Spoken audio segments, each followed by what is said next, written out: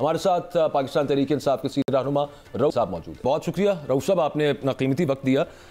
कल भी हम बैरिस्टर अली जफर साहब से पूछ रहे थे, उसके अलावा आपकी पार्टी के बहुत सारे लोगों से हम ये पूछते हैं कि मुज़ाकरात जो चल रहे हैं बिल आखिर इनमें कुछ संजीदगी नज़र आना तो शुरू हुई है, लेकिन आपकी इस पर राय भी बताइएगा और इन्फॉर्मेशन भी बताइएगा। क्या इनको हिमायत हासिल है वहाँ से जहाँ से हिमायत मैटर करती है, जिससे आप कहते थे कि हमने यानी इस्टेब्लिशमेंट कि वो अगर बात करेंगे तो पावर तो उनके पास है, तो इन मुज़ाकरात को हुकूमत की तरफ, हुकूमत के पीछे क्या वहाँ से कोई नॉड है, हिमायत है सर? थैंक यू, बड़ी मेहरबानी बाजू साहब। मेरा काउंटर सवाल आपसे ये है कि मुझे आप ये बराए मेहरबानी बताइए कि ये लोग जो प्राइम मिनिस्टर बने बैठे हैं और मिनिस्टर्स बने बैठे हैं, क्या इनके पास कोई ऐसी सकत है, ताकत है? एक्चुअली तो जिनसे मुज़ाकरात होने थे उन्हीं के साथ मुज़ाकरात हो रहे हैं, तो ये तो एक प्लेटफॉर्म सा क्रिएट किया गया है और एस्टैब्लिशमेंट जो है उनकी अप्रूवल के बगैर, उनकी नोट के बगैर तो ये लोग मुज़ाकरात कर नहीं सकते थे। और इसका इजहार इनके अपने मिनिस्टर साहिबान जो हैं, जिनमें कि राना सना साहब हैं, उन्होंने कहा था कि हम एस्टैब्लिशमेंट को ऑन बोर्ड लेंगे, और वो क्या कहते हैं, या ख्वाजा आसिफ साहब हैं, उन्होंने भी यही कहा है कि जी एस्टैब्लिशमेंट को साथ लेके चलेंगे। तो जितना वो कह सकते थे उतना उन्होंने कह दिया सर। बात उन्हीं से हो रही है सर, बात उन्हीं से ही हो सकती है, क्योंकि ताकत उन्हीं के पास है, उन्हीं के पास देने को कुछ है, उन्हीं के पास कोई मीनिंगफुल, उन्हीं से कोई मीनिंगफुल बात हो सकती है। अग्रीड सर, लेकिन ये वहां पे ये चेंज ऑफ हार्ट कैसे हुआ कि पहले तो वो बात नहीं थे करने को तैयार, अब वो अचानक कैसे तैयार हो गए बात करने को सर?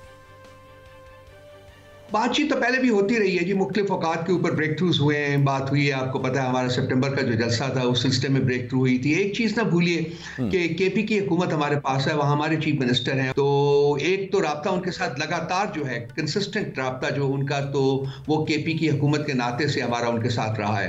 तो ये नहीं कहा जा सकता कि हम उनके साथ एंगेज नहीं थे या उनके साथ हम बातचीत नहीं कर रहे थे।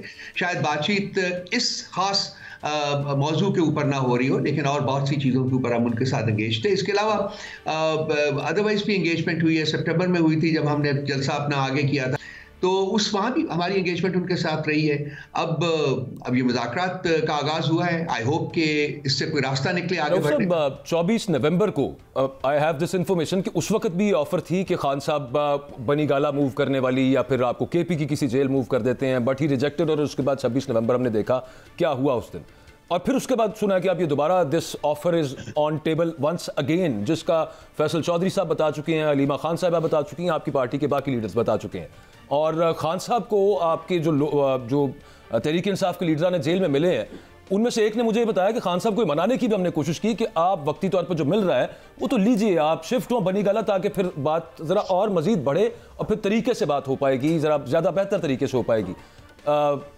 Do you have any such information sir? आपके पास ये इंफॉर्मेशन, इसको आप किस तरह से देखते हैं? वाजिब साहब, मैं इस सिलसिले में ये कहूँगा कि खान साहब अगर जेल से बाहर आना चाहें, अपना एक आध असूल कॉम्प्रोमाइज करने के बाद, तो वो आज भी बाहर आ सकते हैं। ठीक है, मेरा ख्याल कि इस जवाब में बहुत सारे आपके जवाब पिन्हा हैं, वो निकाल सकते हैं आप, लेकिन वो मर्द मुजाहिद जो है वो खड़ा है कि नहीं, मुझे अपनी आज़ादी से इतना गर्ज नहीं है जितना कि मुझे अपने बाकी जो सियासी हमारे जो कैदी हैं उनसे है। और 9 मई और 26 नवंबर के वाक़यात जो हैं, अनफॉर्चुनेट, बहुत बदकिस्मत वाक़यात थे, उनकी हकीकत जो है उसके जानने से मुझे ज़्यादा है। सो वो अभी तक वहीं हैं, 500 दिन से ज़्यादा से वो जेल में हैं, और वो किसी किस्म का कॉम्प्रोमाइज़ करके, कोई डील करके उसके सहारे उन बैसाखियों के ऊपर वो जेल से बाहर नहीं आएंगे। ठीक, काबिल मोहतरम, अमेरिका से तो आवाज़ें उठ रही हैं बानी चेयरमैन की रिहाई के लिए। आप क्या समझते हैं कि इस्लामी ममालिक जो हैं वो खामोश है? क्या इंटरनल वजह है, आप क्या समझते हैं? देखिए, किसी लाजमी ये नहीं होता कि बात करनी है तो ढोल पीटा जाए। जहां अमेरिका की आप बात कर रहे हैं, शायद और भी ऐसे दोस्त ममालिक हैं जो कि चाहते हैं कि पाकिस्तान में पॉलिटिकल स्टेबिलिटी हो।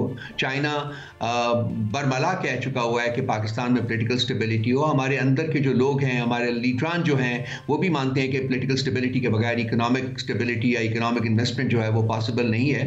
तो ये एक हमारी जो अव्वलीन ज़रूरत इस वक्त है वो मुल्क में सियासी जो स्टेबिलिटी लाने की है, और वो सियासी स्टेबिलिटी जो है सर, उसकी कुंजी जो है वो कैदी नंबर 804 के पास अडयाला जेल में खड़ी है। सो उसके साथ बातचीत किए बगैर और कोई चारा नहीं है, क्योंकि इसके मुल्क के अवाम जो हैं वो खान साहब के साथ जुड़े हुए हैं और वो किसी सूरत में खान साहब को नहीं छोड़ेंगे। तो मैं इस मसले के ऊपर, और चूंकि ये नेशनल रिलेशंस में आता है, पाकिस्तान के बाकी ममालिक के साथ ताल्लुकात के ज़ुमरे में आता है, तो नहीं चाहूँगा कि इस सिलसिले में कोई ज़्यादा स्पेसिफिक गुफ्तगू करूँ।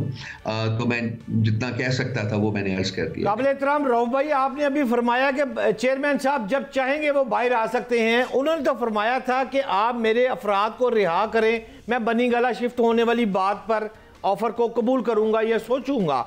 मैं आपसे ये पूछना चाहता हूं कि अब इस तजवीज़ पर दोबारा को गौर किया गया है? अगर वो आ सकते हैं बकौल आपके, तो फिर रुकावट क्यों है? बनी गाला शिफ्ट होकर मसाइल तय नहीं हो सकते? आपकी ज़ाती क्या ओपिनियन है रऊफ हसन साहब की? देखिए, ये एक बहुत बड़ी गलती जो की थी वो मेरा ख्याल है कि हमारे जो एडवर्सरीज हैं, पॉलिटिकल एडवर्सरीज हैं, उन्होंने खान साहब को पढ़ने में किया था। क्योंकि इस मुल्क में जो लीडरान आए हैं, आपको पता है कि वो उनको सिर्फ डील ऑफर करने की बात नहीं होती, डील्स की बेसिस के ऊपर वो इस मुल्क से बाहर जाके बस जाते थे और फिर दोबारा डील करके वापस आते थे।